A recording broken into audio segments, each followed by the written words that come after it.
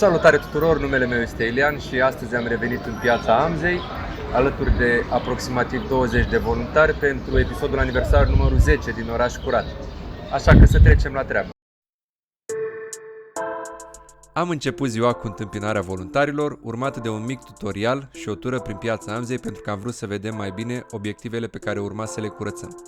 După aceea am făcut împărțirea materialelor pe echipe și voluntarii s-au apucat de curățat.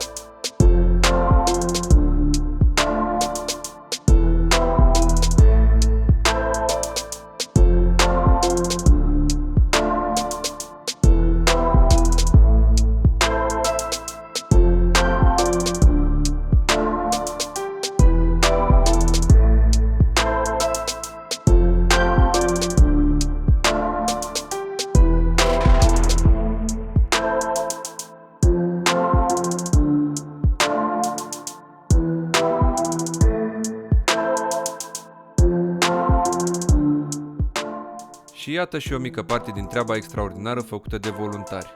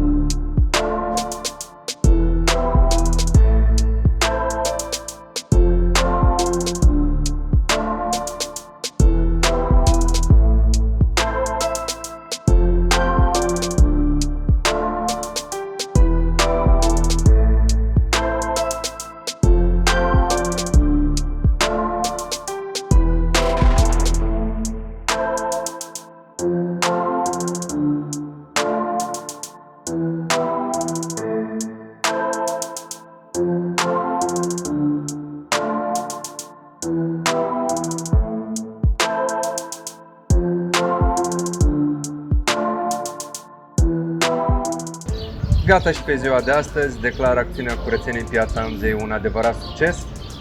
Aș dori să mulțumesc voluntarilor care au avut un vibe extraordinar, comunităților Străzi pentru Oameni, Uniunea Studenților din România, cât și lui George de la cele mai bune merdenele din București, din piața Amzei.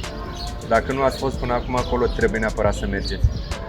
Dacă v-a plăcut acest video, nu uitați să apăsați butonul de like, subscribe, să dați acest video mai departe și vă invit de asemenea în comunitatea Oraș Curat.